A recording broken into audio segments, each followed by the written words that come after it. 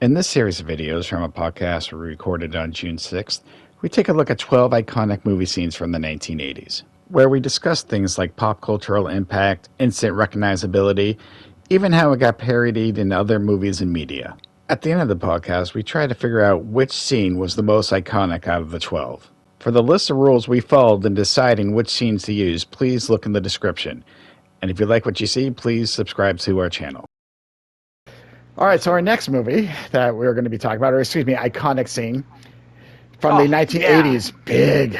Oh Oh, my man. God, I know. I Um, so wanted this thing.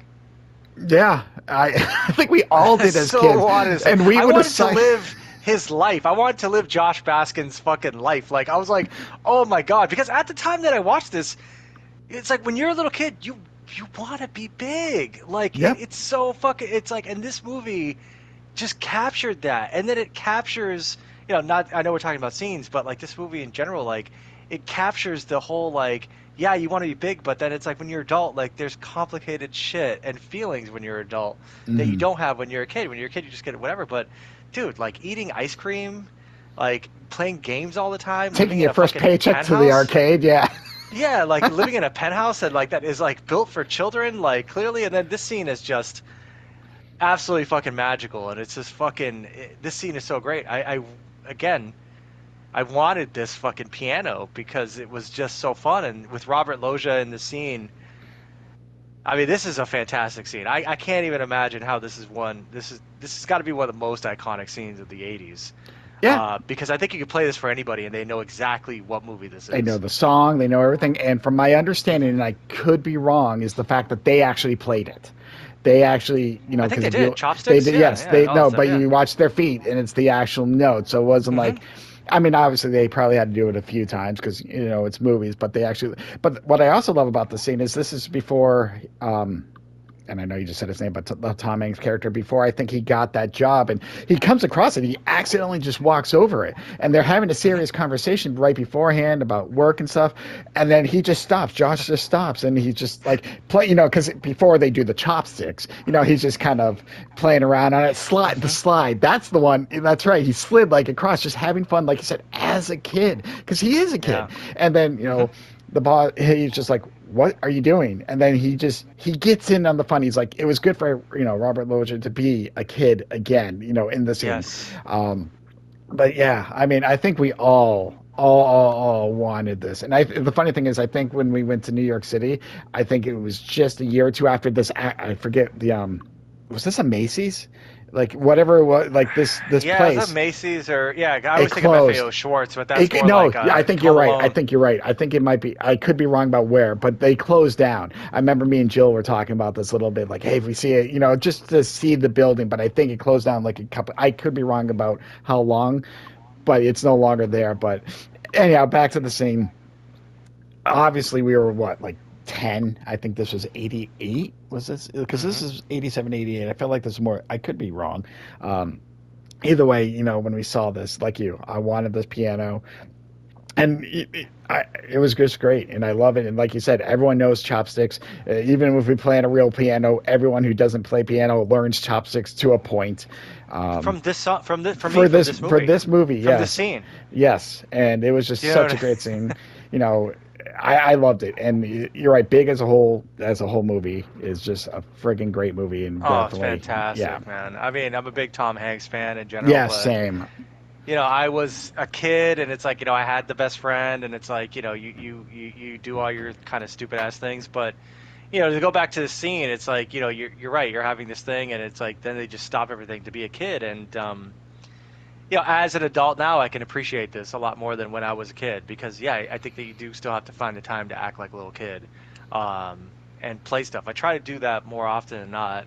I think that most of the times I do it, I'm trying to, I think we do it with drinking and partying, and we're like, oh, we're acting like little kids, but like, no, actually like doing play stuff. But at the same time, though, okay, like we can't just play flag football like and just pick it up. Like if we were involved in a game and like really went all out, if we tear our ACLs, dude, like there is nobody that's going to pay for that, like except for us. And then we're gonna Correct. like not gonna be able to do our job and shit like that. So I agree with being a kid to a point, and like I think you should have a kid mindset, but like don't think of your body unless you like work out and train your body. Like your Know your body's old, body. like, and Yes, know your your body. tendons will fuck up. Like Kevin Hart just like a couple years ago or last year, right? He was trying to outrace a football player, and he ran so hard he literally like separated his abdominal muscles in his fucking thing, and like had to be in a fucking wheelchair. He's like, I fucked up, I blew out my shit. He's like, I blew out my shit because he's like, if you have a mindset, I think I can only speak from being a guy, but if you're a guy, you have a mindset that you're still like kind of like 12 years old, and that if you just do that you can still do whatever. Like you forget that your body's like actually gotten older. So I don't think you could tear your ACL playing the piano in this scene, but I think that the spirit of it is really cool. And I loved Robert Loggia's character in this movie. He was awesome. It's like one of my favorite Robert Loggia like movies. Like he was great. He saw exactly like what Josh was like doing, and just loved his spirit. Loved how it was refreshing energy and stuff like that. Like that shit was so good. This movie is awesome. And again, this scene you can show it to anybody that was born, in this time frame, millennials, Gen Xers, whatever you want to call it. They're gonna exactly know what this is from and where they were when they saw it. It's And just be happy this about it. this is the definition of an iconic scene, Yes, definitely. pop Um, culture wise. yes, I definitely agree. Our next one, as we're going down alphabetical order here, Yeah, um, we kind of talked about this in the past broadcast too, but The Breakfast Club, and obviously of course. this is we go from a nice comedic scene to a kind of more of a dramatic, emotional Yeah. scene, which Hmm. mixes everything up. But obviously, the moment these five kids talk about their Kids. parents and how they got, yes, kids. Let's do kids in quotations, yes, but high schoolers, you know. They talk about their parents and how much, their parents are influencing them, trying to make the decisions and how much they like their parents and how much all of them feel, majority of them just feel like they're screwed up, even though they're all different characteristics. So I know I said this is one of my top 5 movies of all time.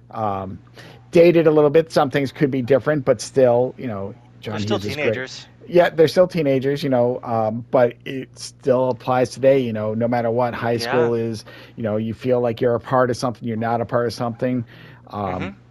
No matter what, I hate to say stereotypes, but it's always going to be around. So, and this scene kind of helped break down that wall for all of them. And, they're before that there's little things, but this is the scene when they were talking. I think they just were themselves, and they weren't trying to portray, as they say in the movie, a jock, a nerd, a princess, blah blah blah. Hmm.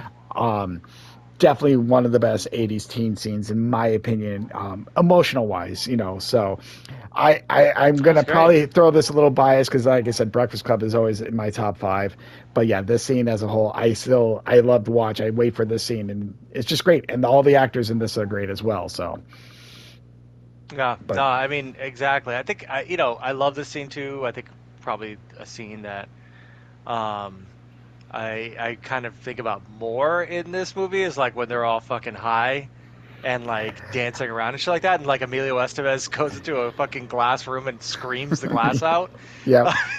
I So will be honest, that's so that ridiculous. that scene is also in the top 100, and it was tough. But this one was rated a little bit higher.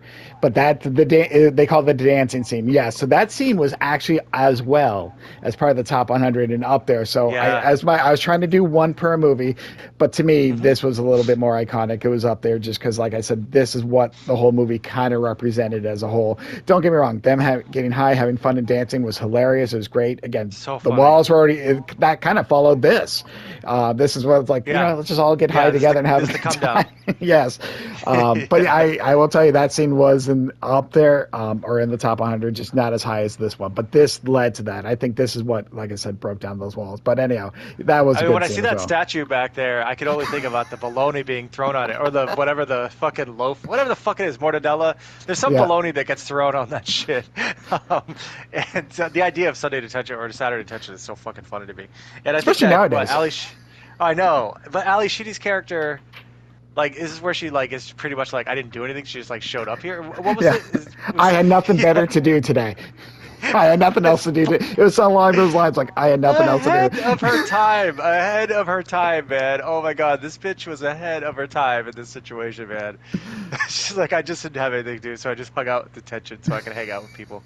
It's like, oh my God, yeah, it's just fucking great. Well, Ali she's Sheedy, Molly Ringwald's peak. Yeah, I mean all of them at this time. Yeah, Judd. Oh my God, such a great movie and such a great scene. Like I said, but thank you for watching this video, and let us know in the comments what you thought of these iconic scenes. And if you like what you heard, please visit our channel for more podcasts and videos.